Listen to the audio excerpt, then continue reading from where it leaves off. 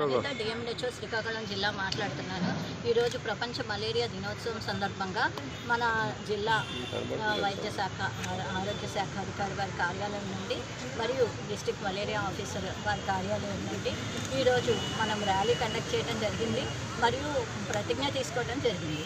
ముఖ్యంగా ఈ జిల్లా మలేరియా ప్రపంచ మలేరియా దినోత్సవం అనేది 2007లోన మనకి WHO అంటే వరల్డ్ హెల్త్ ఆర్గనైజేషన్ వాళ్ళు ప్రపంచవ్యాప్తంగా ఈ ఇండియాలో మరి ముఖ్యంగా ఆంధ్రప్రదేశ్లో మలేరియా మరణాలు ఎక్కువగా ఉన్నాయని గమనించి మలేరియా నివారణకు ఏం చర్యలు తీసుకోవాలని బాధ్యతగా ఆలోచించి 2012 ఏప్రిల్ 25 నుండి ప్రపంచ మలేరియా దినోత్సవాన్ని సెలబ్రేట్ చేసుకోవడం జరుగుతుంది. అప్పటి నుండి కూడా ప్రతి సంవత్సరం కార్యక్రమాలు జరిగించడం జరుగుతుంది. అయితే ఇప్పుడు మనకి మన జిల్లా వ్యాప్తంగా మనం తీసుకున్న చర్యల ద్వారా మనకి 2022లో మనకి ఒక 22 కేసులు ఉన్నవి. అది 11 కేసులకి 9 కేసులకి తగ్గుకుంటూ ఈ రోజున మనకి 5 కేసులు లేక 6 కేసులు, ఈ రోజుకి వచ్చే 6 కేసులు మన జిల్లాలో మలేరియా రిపోర్ట్ అవడం జరిగింది.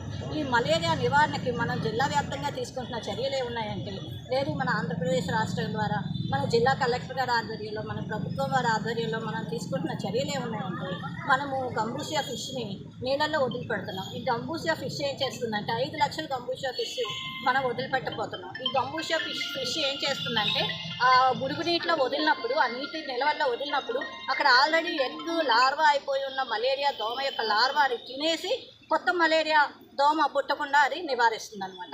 అదే రకంగా మనకి మెడికేటెడ్ నెట్లు కూడా, తర్వాత మనకి ఇండోర్ లార్వల్ స్ప్రేయింగ్ IRS కూడా జరుగుతుంది. మనం ఈ సంవత్సరంలో ఇండోర్ లార్వా స్ప్రేయింగ్ 15వ తారీఖు మే నుండి 30వ తారీఖు మే వరకు మనం కండక్ట్ చేయడం జరుగుతుంది. ఈ సమయంలో మీకు ఇండోర్ లార్వా స్ప్రేయింగ్ చేయడానికి మన అధికారులు కానీ మన వైద్య సిబ్బంది కానీ వచ్చినప్పుడు నిరాకరించకుండా, తలుపులు వేయకుండా, ముఖ్యంగా మిద్దెల మీద అటకల మీద కూడా మీరు మీ ఇండోర్ లార్వల్ స్ప్రేయింగ్ని యాక్సెప్ట్ చేయవలసిందిగా అంగీకరించవలసిందిగా మీ అందరినీ కోరుతున్నాను.